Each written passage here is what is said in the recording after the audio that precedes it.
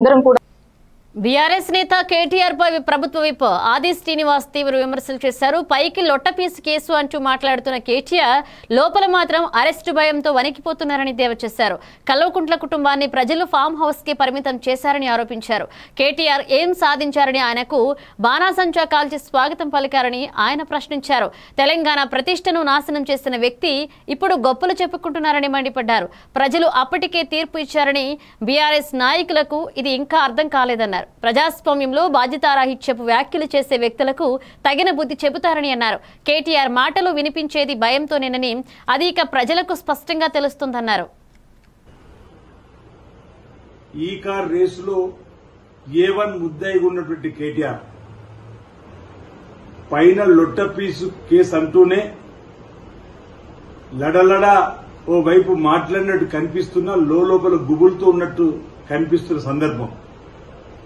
మాట్లాడితే నన్ను జైలు పంపిస్తారేమో మా అంటే అనేటువంటి మాట నేను మానసికంగా సిద్దమయ్యానన్న మాట చెప్తున్న సందర్భం చూస్తే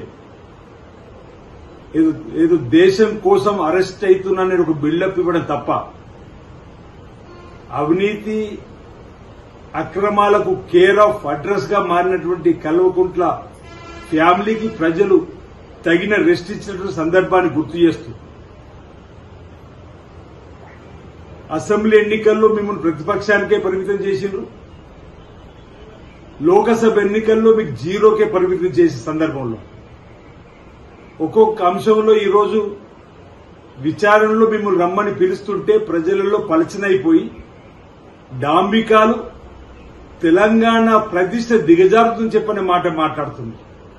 అసలు తెలంగాణ ప్రతిష్ట దిగజార్చింది మీ కల్వకుంట్ల ఫ్యామిలీ అనేది ఈరోజు తెలంగాణ ప్రజలు యావత్తు గమనించే మిమ్మల్ని పీకి పక్కన పెట్టి మీ కుర్చీని తీసి మిమ్మల్ని ఫామ్ హౌస్ గా పరిమితం చేసినటువంటి అంశాన్ని ఎందుకు మర్చిపోతుందో కేటీఆర్ అనే మాట మాట్లాడితే ఆయన మనసుతో ముఖ్యమంత్రి రేవంత్ రెడ్డి గారిని పట్టుకున్న హౌలేగాలి అనేటువంటి మాట ఆ మాట తిరిగి హౌలేగాలి మీరేం చెప్పని ప్రజలు అంటున్నటువంటి సందర్భాన్ని మీరు ఎందుకు గుర్తిస్తారని చెప్పని మాట సందర్భంగా ఇప్పుడు కాంగ్రెస్ నాయకులందరూ కూడా ఇప్పటికే మీపై పోలీస్ స్టేషన్ లో కేసు పెట్టినప్పుడు కూడా మీ భాష తీరును మార్చుకోకుండా ఇష్టానుసారంగా మీరు మాట్లాడే మాటలు ముఖ్యమంత్రిగా రేవంత్ రెడ్డి గారిని తులనాడే మాటలు మానుకోకపోతే కాంగ్రెస్ పార్టీ నాయకులు మీకు తగిన బుద్ధి తగిన శాస్త్ర చెప్తారని చెప్పని మాట సందర్భంగా చెబుతూ ఈరోజు కాళేశ్వరం పైన కూలినటువంటి కాళేశ్వరం పైన అవినీతి అక్రమాలపైన జరుగుతున్న విచారణకు సరిగా సమానం చెప్పాల్సింది పోయి